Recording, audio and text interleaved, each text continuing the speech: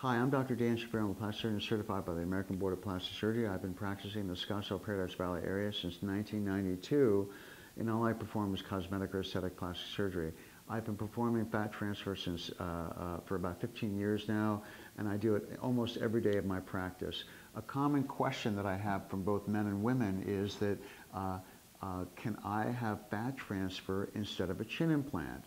And the answer to the question is, depends. Fat transfer is very technique dependent, and I think that when you're looking for a plastic surgeon that performs fat transfer, the most important question is, how long have you been doing it, what is your technique, and show me some photos. I've been performing fat transfer for over 15 years. When I take the fat, I use a very atraumatic technique. I use very small cannulas under very low pressure. I also purify that fat in a centrifuge that is very atraumatic, and then I re-inject that fat very delicately with very low pressure in order to get longevity. In almost all of my facial rejuvenation, I will put some fat along the jawline and also in the chin. Depending upon a patient's needs, I will talk about either a chin implant or fat transfer. In those patients that don't need much volume, now what does that mean? I don't know until I see a patient what I think they can get by with. A lot of that fat longevity depends upon patient's tissue, how much tightness they have. If there's a lot of laxity or there needs to be a lot of volume in the chin and along the jawline, oftentimes I will suggest a chin implant made of silicone along with fat transfer. Now, why do I do that? Because the chin implant provides long-lasting volume and projection, especially if a lot is needed, and the fat transfer provides more elegance and smoothness around the implant itself.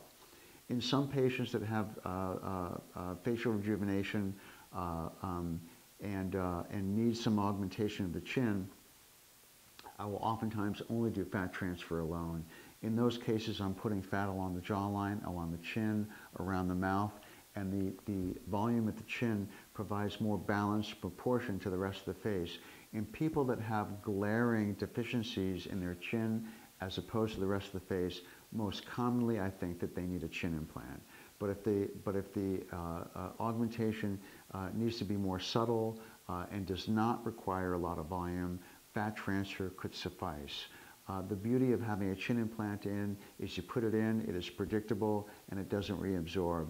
There's a chance that if I put a lot of volume in the chin in lieu of a chin implant, that we may come back and need to do another session of fat transfer. Generally, that can be performed in the office. But I do see great longevity in my fat transfer along the jawline and the chin.